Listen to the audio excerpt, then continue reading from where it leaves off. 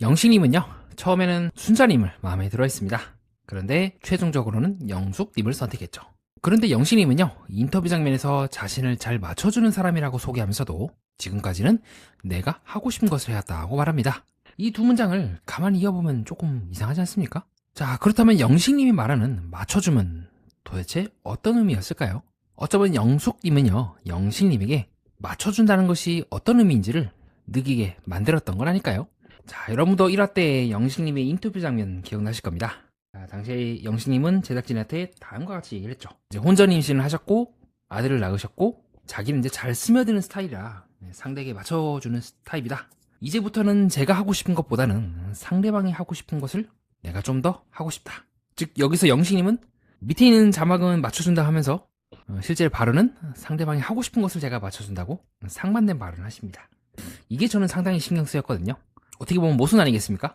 자신을 잘 맞춰주는 사람이라고 설명하면서도 이제까지는 제가 하고 싶은 것이라고 말하고 그 다음에는 상대가 하고 싶은 것을 제가 좀 더 하겠다라는 것이 마음에 걸렸습니다. 그럼 이때까지 내가 하고 싶은 것을 했다라는 것과 앞으로 맞춰주겠다는 조금 뉘앙스가 다르지 않을까요? 이때까지는 내가 하고 싶은 것을 해왔다라는 거는 상대방에게 맞춰주기보다는 내가 하고 싶은 것을 더 해왔다는 말이기 때문입니다. 자, 그럼 이 말을 이제 어떻게 이해를 할 수 있을까요? 저번 시간에 제가 영숙님과 영식님의 관계에 대해서 제 의견을 다음과 같이 말씀드린 적이 있습니다.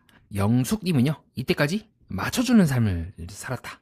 실제로도 전 남편에 대해서 엄청나게 헌신을 하셨고, 자기소개대 장면에서 거의 모든 것들을 이제 다 헌신하고 마쳤다. 신문지만 덮고 자라도 될 만큼 세팅을 했다고 말씀하신 바가 있습니다. 그런데 영숙님은요, 영식님께는 역으로 본인이 배려를 받는 장면들이 많이 나옵니다.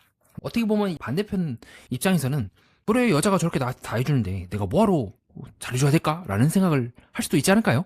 그런데 영식님은 반대로 아우, 잠깐 비켜보세요, 제가 할게요 라고 하면서 잘라준다거나, 영숙님이 이때까지 다른 사람에게 베풀었던 바로 그것을 영식님이 베풀어주기도 합니다. 뭐 그것을 이제 영업직이다 보니 훈련되어서일 수도 있고요, 아니면 어느 정도 몸에 배어서 있을 수도 있겠죠. 그러나 그것은 영숙님 입장에서는 그렇게 흔치 않은 경험이지 않았을까요? 이때까지 영숙님처럼 아우, 좀 뭔가 대화가 좀 잘 안 되고 말도 안 듣고 잘 고집대로 하고, 어떻게 보면 영숙님의 전 남편의 관계에서도 실제로 영숙님이 하신 말씀에 의하면 본인이 다 하고 뭐 사업도 따오고, 그래서 저는 영숙님이 이번 재생의 기수 32기수이기를 앞두고 어떤 선택의 순간에 놓여 있다고 봤던 것 같습니다. 기존에 살아왔던 삶을 반복할 것이냐, 아니면 새롭게 이제 다르게 나아갈 것이냐에서 영숙님 입장에서는 영식님이 그 새로운 길로 나아가는 것이라고 봅니다. 자, 그런데 이거는 영숙님에게만 해당하는 말일까요? 제가 맨 처음에 영식님의 자기소개서 장면을 보면서 그렇게 모순적인 부분이 있다고 설명을 드린 바가 있습니다.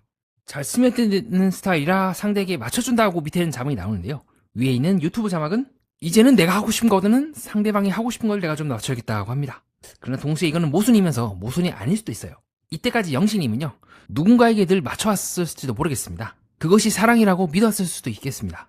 그러다가 이제 이번 돌싱편에서 이렇게 한다고 해서 무조건 잘 되는 게 아니구나, 오히려 상대방이 이제 너무 이제 당연하게 봐야 되거나 뭐 이런 사람이 다 있어 라고 한다거나, 즉 영식님의 그 스타일이 더 이상 먹히지 않는 그 지점에서 영식님은 그렇다면 어떻게 살아가야 되는가, 어떻게 짝을 만나야 되는가에 대해서 생각을 전환하고자, 그 빠진 고리를 채우고자 이번 재생의 기수인 32기에 나온 게 아닐까라고 저는 생각을 해봤던 것 같습니다. 이때까지는 내가 늘 맞춰주기만 하거나, 아니면 앞에서 설명해드렸던 자막처럼 내가 하고 싶은 대로만 하거나 였다면, 그렇다면 그 중간 지점이 있지 않을까? 맞춰주긴 했지만 실제로는 위에 자막이 나온 것처럼 내가 하고 싶은 것만 해왔다면 이번에는 정말 제대로 나를 조금 내려놓고 상대방에게 맞춰줘야 되지 않을까? 어쩌면 영식님은요, 상대의 기분과 상황에 대응하는 데는 능숙했지만 삶의 중요한 방향까지 함께 조정하는 맞춤에는 익숙하지 않았던 것이 아닐까 생각을 해봤던 것 같습니다. 그리고 동시에 어쩌면 영식님은 그런 영숙님을 보면서 또 과거의 자신에게 하고 싶었던 말을 해줘 할지도 모르겠어요. 내가 하고 싶은 대로도 하면서도 상대방도 배려를 하면서 그 둘 사이에 어떤 공통적인 지점이 있지 않을까? 우리 한번 같이 그 공통적인 지점을 한번 찾아볼 수 있지 않을까? 라고 말입니다. 저는 그것이 영식님이 영숙님께 상당히 끌려 했으면서도 동시에 순자님과의 관계가 중단이 된 결정적인 지점이라고 보고 있습니다. 단순히 영숙과의 대화가 잘 통한다는 것뿐만이 아니라 순자님과의 대화 장면에서 영식님은 7화 때 6화 때 다음과 같이 서로 얘기를 합니다. 순자님은 이제 사람이 좋으면 그게 뭐 문제가 되나라고 생각하고 있고, 반대로 영식님은 조건에 대해서 얘기를 하고 있죠. 초반엔 괜찮아도 육아라든가 우리 각종 문제가 있고 갈수록 힘들 수 있다고 생각을 한다. 그래서 두 사람이 이제 약간 각이 서죠. 사람의 그 마음이 그대일 거라고 어떻게 단정할 수 있느냐? 그래, 너가 알아서 잘 걸러들었으면 좋겠다라고 순자님은 좀 날쌔게 말하고 뭔가 아다리가 안 맞죠. 그것이 영순인가 더 크게 차이가 났던 지점이 아니었을까요? 어떻게 보면 영식님은 순자님을 보면서 그 인터뷰 따에 소개하셨던 자기 자신의 또 다른 모습을 발견했을지도 모르겠습니다. 그렇기 때문에 영신님과 순자님 모두 겉으로 봤을 땐 서로 배려하고 하는 것처럼 보입니다. 근데 본질적인 이제 부분 넘어가게 되면 지금처럼 서로 삐걱삐걱대면서 각을 세우게 되는 거고, 반대로 영숙님은 계속해서 영식님이 이제 테스트를 하잖아요. 종교에 대해서. 다른 사람들을 친절하게 대는 거에 대해서 나는 처음에 별로였다고 봤다에 대해서 영숙님은 정말 중요하다고 싶은 성가대 황토까지 포기하면서까지 나에게 맞춰주겠다고 합니다. 그것이 영식님 입장에서는 나는 저렇게 못하는데, 아니면 난 저렇게 할 수 있을 거라고 생각을 못 해봤는데, 근데 이 사람은 저게 되는구나 라고 생각하면서 어쩌면 과거의 자신뿐만이 아니라 자신이 앞으로 걸어야 될 미래의 자기 자신을 영숙님을 보면서도 충분히 투영을 해볼 수가 있지 않을까요? 그것이 이번 7화 때 영식님과 영숙님이 데이트를 하면서 서로가 서로에 대해서 맞춰주겠다고 하는 모습에서 그런 부분을 느꼈을 것 같습니다. 그러니까 주대 없이 무조건 상대방에게 일방적으로 맞춘다가 아니라 나 또한 소중한 것을 포기할 만큼 그 빈자리에 당신을 초대하겠다는 느낌으로 영식님도 충분히 나는 이제 교회 갈 용의가 있다고 하고 있고, 영숙님도 일요일 성가대 활동 포기할 용의가 있다고 하는 것이 아닐까. 그리고 그런 부분이 더더욱 이제 강하게 결속이 되면서 두 사람 사이가 점점 깊어지는 건 아닐까라고 봤던 것 같습니다. 자, 그렇기 때문에 저는 이러한 저희 전체적인 영식님에 대한 설명을 하나로 묻게 된다면, 영식님이 다른 사람에 대해서 맞춰주는 것이 사업을 하시거나 이제 영업을 하시면서 쌓았던 기술일 수도 있겠죠. 또 그러한 성향이 맞아 들어가게 되면서 다른 사람을 잘 맞춰주게 되고, 또 그런 부분들이 실제로 방송상에서 정숙님이라든가 현숙님 등 많은 분들이 좀 매력을 느끼는 요소일 것 같습니다. 다만 저는 조금 여기서 한 단계 조심스럽게 다른 해석을 더 내놓고 싶습니다. 그것은 영식님의 장점이기도 하지만요, 동시에 영식님이 갑갑해하는, 스스로에 대해서 갑갑해하는 요인일 수도 있지 않을까요? 영숙님 같은 경우는 타인에게 맞춰주는 거고 헌신하면서 동시에 저는 거기서 자신의 존재 의의를 좀 느끼는 건 아닐까라고 생각을 해본 적이 있습니다.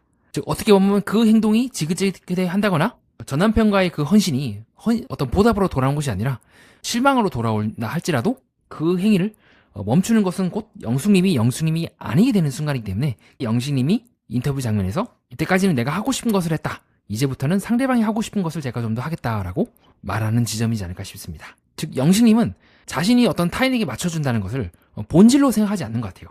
그래서 인터뷰에서 이때까지는 내가 하고 싶은 것을 했다, 어떻게 보면 이제 반작용이라 볼 수가 있겠죠. 그것을 바탕으로 저는 정말 영식님이 영숙님처럼 타인에게 맞춰주는 것을 어떤 자신의 존재의 일부나 사명이나 아니면 기쁨이나 그런 걸로 받아들였을지에 대해서 좀 의문이긴 합니다. 그래서 단순히 이제 살아오면서 필요한 기술이기도 하지만 더 본질적으로는 저는 그렇게 할 수밖에 없었던 요인들이 더 크다고 보고 있고, 반대로 영숙님을 만나게 되면서 그 부분에 대한 해석이 달리 보였던 것 같아요. 이 사람은 되게 자발적으로 혹은 거기서 나름의 의미를 느끼면서 타인에게 맞춰주네? 그래서 영숙님과 계속해서 영식님은 데이트를 하고 만나게 되면서, 그러면 내가 이때까지 타인에게 맞춰줬던 그 부분들을 어쩔 수 없다고 보는 것이 아니라 영숙처럼 거기서도 나름의 의미를 느낄 수 있지 않을까? 처음으로 영식님이 자기가 그어놨던 그 테두리를 벗어나서 순수한 마음으로, 어떻게 보면 이제 자발적이라고까지는 아니더라도 하고 싶어서 타인에게 양보하는 그 순간이 영숙님과의 관계에서 영식님이 크게 느낀 이유이지 않을까 싶기도 합니다. 즉 결과적으로 지금 계속 보면요, 이 출연진들이 다른 기술들과는 좀 다르게 계속해서 미묘하게 변화하는 지점들이 나와요. 혹은 그 변화 앞에서 엎어지는 경우도 있지만 전체적으로는 조금씩 연애에 서툰 영호가 비록 거절을 당했을지라도 정숙에게 이제 마음을 표현한다는 식으로 미세하게 조금씩 자신이 살았던 그 삶의 방식에서 아주 조금이라도 걸어 나오는 듯한 느낌을 많이 받았던 것 같습니다. 그리고 그 이유가 저는 영식님이 최종적으로 영숙님을 선택하고 관계가 더 가까워진 원인이라고 봅니다. 정리하겠습니다. 저는 영식님이 순자님보다 영수님을 선택한 것은 순자님이 덜 좋은 사람이어서가 아닐 거라고 봅니다. 순자님과는 마음과 현실 중 무엇을 먼저 확인할 건지를 두고 관점이 달랐던 것 같습니다. 반대로 영숙님과는 서로 중요하게 여긴 것을 조금씩 움직이면서 두 사람만의 중간 지점을 만들 수 있었다고 봅니다. 영식님이 영숙님에게서 본 것은 무조건 자신에게 맞춰주는 사람이 아니라 맞춰주는 일을 서로의 선택으로 바꿀 수 있는 관계였던 것은 아닐까요?